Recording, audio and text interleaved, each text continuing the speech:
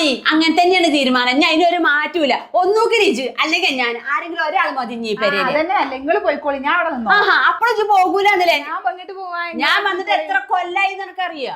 അതിന്റെ കൊണ അവിടെ കാണിക്കണോ? എന്ത് കണ്ടുന്നാ പറയുന്നത്? ഇങ്ങളെ അന്നിന്റെ തച്ച ഞാൻ സഹിച്ചിക്കണി. ഇങ്ങനെ തച്ചാണ്ടോ എന്റെ മേലത് കജ്ജ് തട്ടിയിട്ടൊന്നുമില്ല. ചിണ്ടാക്കി എന്താ അവിടെ പ്രശ്നം? ഒന്ന് നിർത്തുവോ?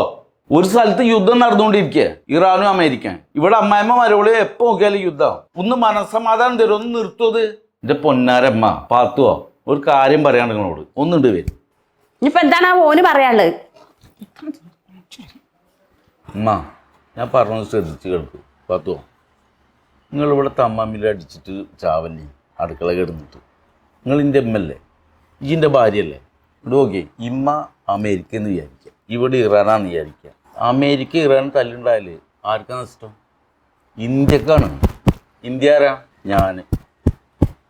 ഉമ്മ ഇനി അടുക്കളയിൽ നിങ്ങൾ യുദ്ധം ഉണ്ടാവരുത്. ഇവിടെ ഇവിടെ യുദ്ധം ഉണ്ടായിരുന്നെങ്കിൽ ഈ ഇന്ത്യ ഇവിടുന്നാണ്ട് ഇറങ്ങിയാണ്ട് പോകും. ശരിയാക്കും നിങ്ങളെ.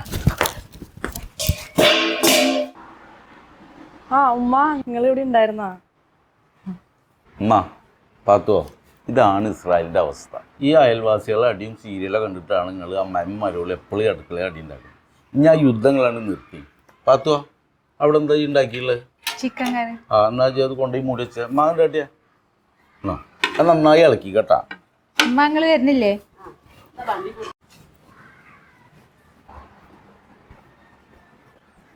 പ്രമാൻക എന്തെങ്കിലും വിശേഷം? പിന്നെ ആ ട്രംപിൻ്റെ നമ്പർ ഒന്നും വിട്ടു തരുമോ?